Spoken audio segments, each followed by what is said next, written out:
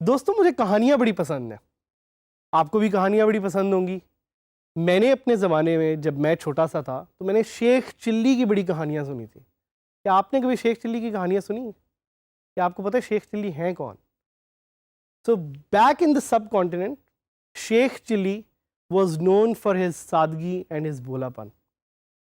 अब ये शेख चिल्ली हैं कौन, ये कहाँ से आए, इनकी कहानियाँ मशहूर क्यों हैं, इसके बारे में थोड़ा सा जानते हैं।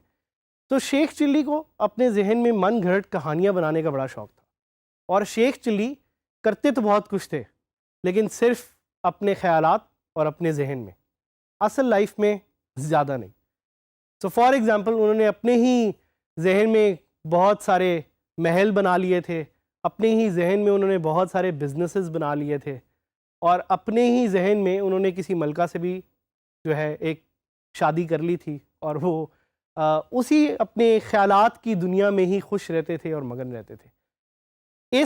इस लेसन में हम आपको बताना चाह रहे हैं कि क्यों ये एक इतना अच्छा आइडिया नहीं है, and we want you to be very strategic and we want you to set your objectives, जिस तरह हमने पहले लेसन में आपको बताया। तो लेसन नंबर 1 इज़ कि please don't be like Sheikh chilli.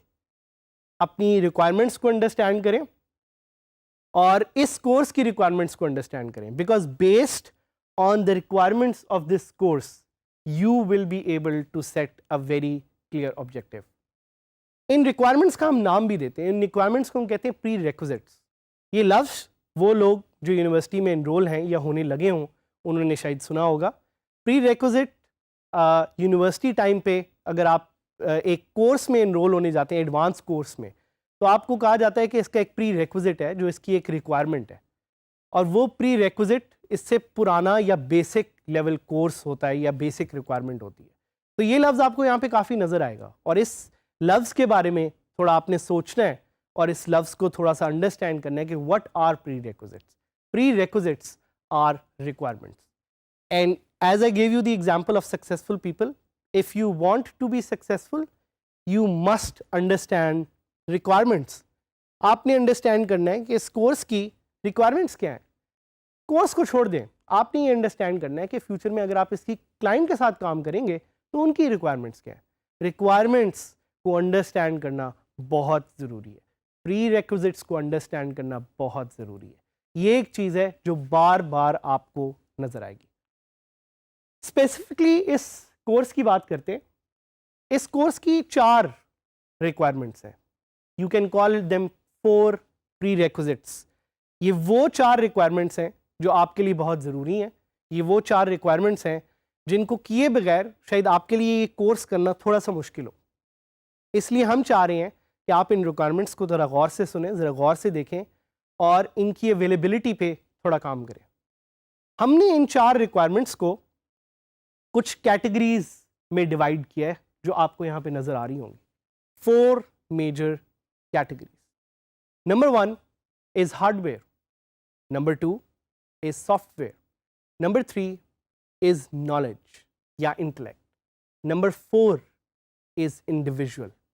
ये सारी requirements मिला के you will be able to do a very good course and you will be able to become very successful after this course. सबसे पहले पहली requirement की बात करते हैं, hardware. What is hardware?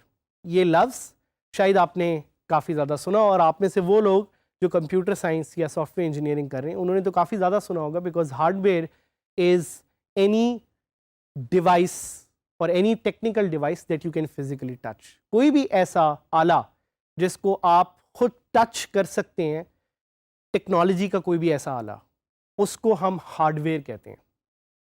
Example आपको देता हूँ, अगर आपके पास कोई कंप्यूटर है या कोई पीसी है या कोई लैपटॉप है, that is a hardware device. उसके अंदर जो हार्ड डिस्क है that is a hardware device. अगर उसके साथ कोई एक मॉनिटर आपने अटैच किया हुआ है या कोई मदरबोर्ड अटैच किया हुआ है, that is also a hardware device. हमारी रिक्वायरमेंट्स इस कोर्स के लिए is that you need to have a computer that can run latest software. Software क्या है वो हम आपको आगे बताएंगे. बट अगर आपका लैपटॉप या आपका पीसी आपने पिछले 3 या 5 साल में ख़रीदा है, then you are good to go. It will be able to run any latest software. लेकिन अगर आपका पीसी या लैपटॉप उससे थोड़ा पुराना है तो प्लीज़ जाके हमारे फेसबुक ग्रुप पे लिखें, तो we can tell you if you have the right hardware requirements. एक और hardware requirement is a device that can provide internet. ये आपके घर में कोई वाईफाई का अगर राउटर लगा हुआ है वो भी हो सकती है, या अगर आप कहीं ऑफिस में और आपके पास एक लैन की केबल है तो ये वो भी हो सकती है. More importantly it can also be a dongle internet device that you can use. अगर आपके पास अच्छा इंटरनेट है तो आप ये कोर्स कर सकते हैं. सो यहाँ पे एक बड़ा इंपॉर्टेंट क्वेश्चन है जो आप शायद मुझसे पूछना चाह रहे हो, can I use my phone और टैबलेट. क्या फ़ोन यूज़ करते हुए या टैबलेट यूज़ करते हुए आप इस कोर्स की रिक्वायरमेंट्स को पूरा कर सकते हैं? So the short answer to that is no.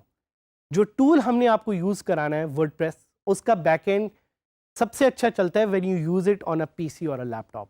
तो आप इस कोर्स को सुन ज़रूर सकते हैं यूजिंग अ फ़ोन और अ टैबलेट, लेकिन अगर आपने इसकी एक्टिविटीज़ करनी है, इसकी हैंड्स ऑन एक्सरसाइजेज करनी है, तो we recommend that you have good internet and you have a good PC और अ लैपटॉप.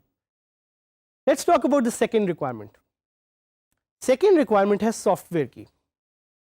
ये लफ्ज़ सॉफ्टवेयर आपने काफ़ी ज़्यादा सुना भी होगा. अगर आपके पास कोई फ़ोन है तो अक्सर लोग कहते हैं कि ओह मेरे फ़ोन का सॉफ्टवेयर ख़राब हो गया.